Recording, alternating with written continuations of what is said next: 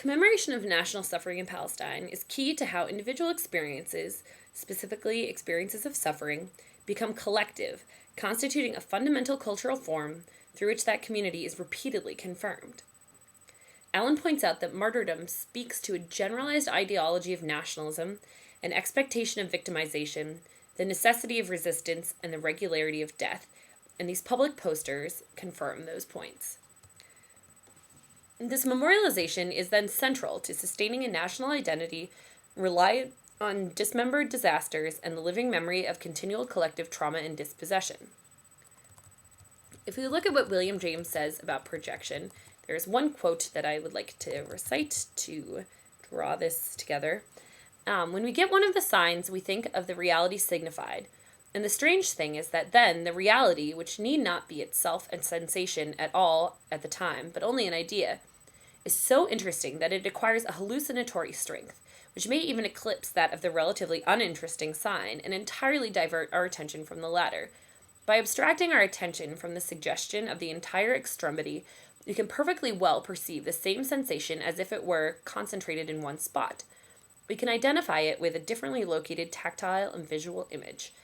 And that's what's happening with these images of deceased individuals, personal family members, and friends, who then receive all the connotations that come with martyrdom.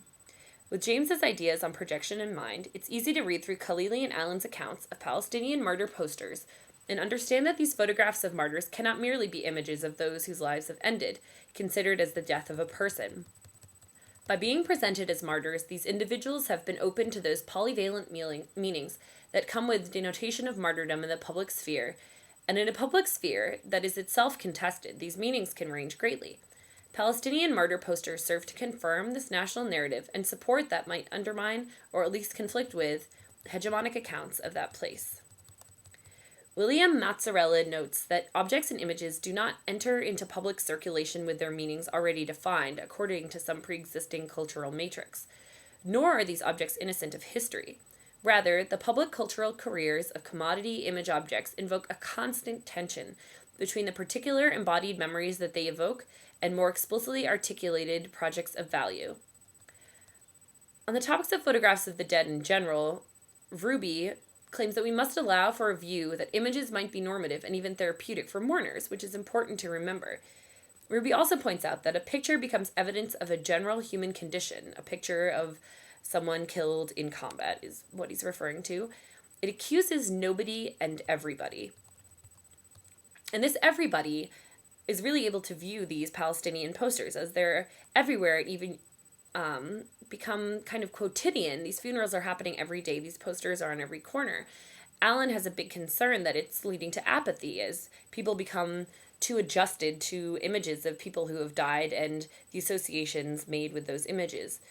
Allen believes that the message of these posters is that this was a victim of the occupation. This person is remembered and revered by the nation for which his or her life was sacrificed, whether intentionally or not.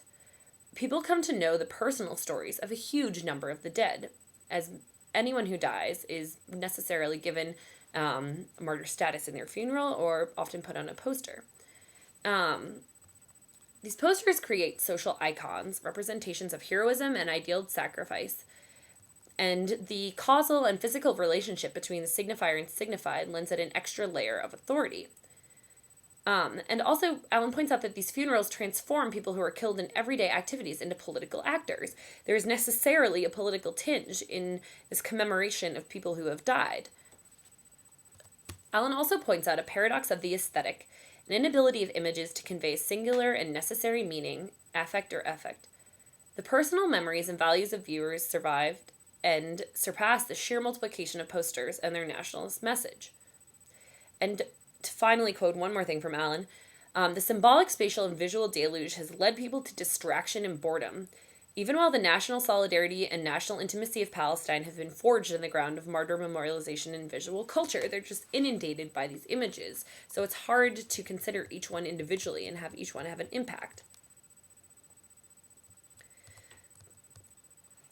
Allen also points out that martyr funerals and posters create a public sphere in which participants and observers are hailed as national subjects, while simultaneously generating a forum in which public political debate has occurred.